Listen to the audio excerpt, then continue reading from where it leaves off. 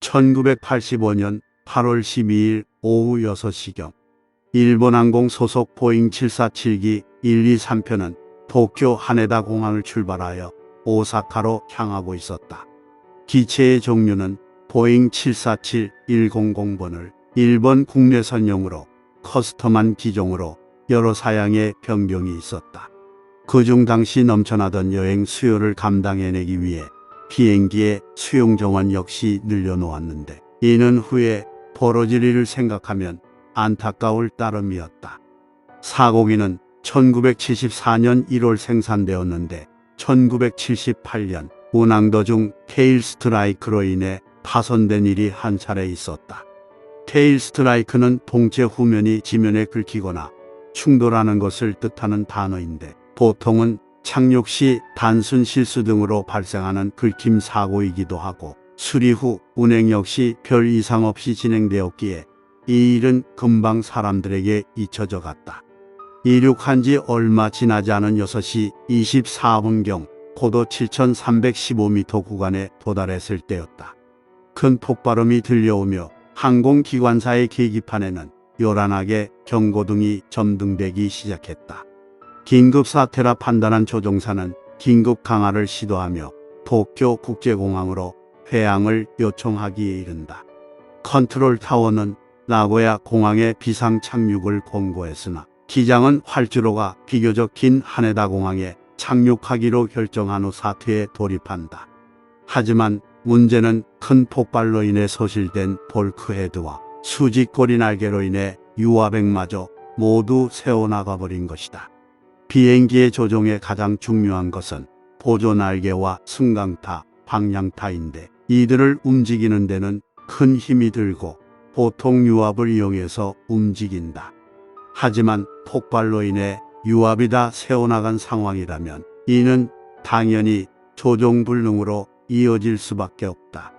이렇듯 중요한 유압계통은 총 4개로 구성되는데 이 중 1개는 비상용이라 유사시를 대비할 수 있는데 보잉 747 기종은 꼬리 날개 바로 밑에 모든 유압장치 파이프가 지나가는 구조이기에 비상용까지 함께 찢겨져 모든 유압계통은 불능 상태로 빠져든 것이다. 엔진의 출력을 조종하여 어떻게든 기체를 제어하려고 안간힘을 쓰던 조종사들이었으나 슈고이드 운동으로 인해 기체의 불안정성은 계속해서 증폭되었고 결국 관제소의 조종 불능을 보고하게 되고 만다. 사고기의 탑승 승객 중 몇몇의 유서가 휘갈겨진 형태로 쓰여 있었는데 이는 앞서 얘기한 휴고이드 운동에 의한 것이었고 이러한 사정을 알게 된 이들에게는 더욱 안타까움으로 다가오게 된다. 한편 무전을 같이 듣고 있던 주일미군 요코타 기지는 1, 2, 3편이 비상 착륙을 할 수 있도록 활주로를 비운 채 구급차와 소방차들까지 비상대기 시켜놓고 착륙 시도를 할 수 있도록 해주었는데 상황이 나쁘게도 불어온 남서풍은 착륙을 어렵게 만들었고 기체는 후지산으로 좌선회를 해버리고 만다. 후지산은 하네다 공항과 요코타 미군 기지와는 정반대편이었고 이미 사고 발생 후 30분이 지나고 있었다. 1, 2, 3편의 모든 승무원들은 최선을 넘어 필사의 노력을 다했으나 결국 기체는 양력을 완전히 잃고 급강하하기 시작했다. 6시 56분경 추락과 상승을 반복하던 기체는 지면과 충돌 후 마지막 상승을 하기 시작했고 이때의 충돌로 인해 기체의 후면부는 지상에 남겨지게 된다. 이미 조종불능에 부서진 상태인 기체의 전면부는 곧 기수가 꺾이며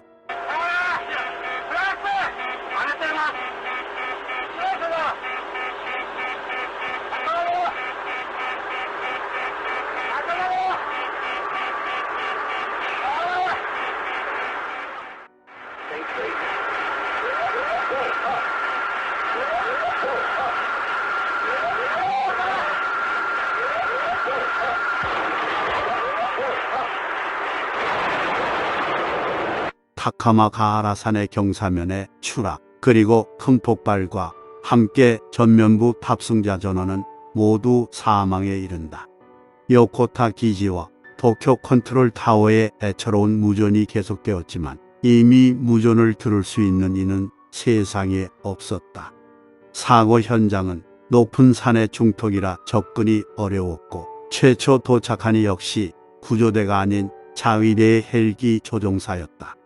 이 조종사는 생존자의 흔적을 찾을 수 없다고 보고했는데 이 보고 때문에 일본 정부는 구조작업에 늑장을 부리게 된다.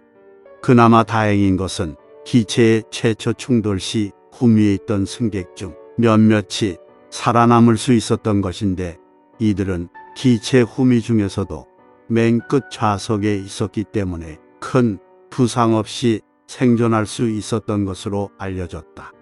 가까스로 살아남은 생존자들이었으나 이후의 트라우마로 인해 현재까지도 괴로워하고 있다 알려져 있는데 이는 생존자에 대한 호기심을 이기지 못하는 대중과 이러한 수요를 빌미로 그들에게 아픈 사고의 기억을 물어대는 언론 역시 문제로 지목되고 있다. 모든 사건이 정리된 후 사고의 원인으로 밝혀진 것은 결국 앞서 언급했던 테일 스트라이크로 인한 수리 결함이었는데 수리 규정에 있는 대로 후미에 파손된 부위를 두 줄의 리벳이 박힌 이중철판으로 동체와 고정해야 했음에도 어째서인지 보강판을 쪼개어 고정했으며 그 탓에 두 줄의 리벳과 한 줄의 리벳이 박힌 이중 철판 두 개로 고정하는 것으로 수리를 마치게 되었다. 수리 이후 비행을 계속하며 기압 변화에 따라 금속 피로는 누적되어 갔고 이렇듯 동체가 조금씩 뒤틀려간 탓인지 화장실 문이 잘 안 닫힌다거나 기내에서 휘파람 소리가 나는 등 결함 또한 있었다고 한다. 이후 계속 쌓여가던 금속 피로는 사고 당일 볼크헤드가 터지며 수직 꼬리 날개를 날아가게 만들었고 결국 이 모든 것의 원인은 수리업체의 안전불감증과 그로 인한 부실 수리에서 비롯된 것이라고 할 수 있다. 훗날 사고기체인 JAL 123의 정비사는 본인으로 인해 큰 사고가 터진 것에 대한 사회적인 비난과 자신의 죄책감 또한 컸던 탓인지 결국 스스로 목숨을 끊었다고 전해진다. 영상을 끝까지 시청해 주셔서 고맙습니다.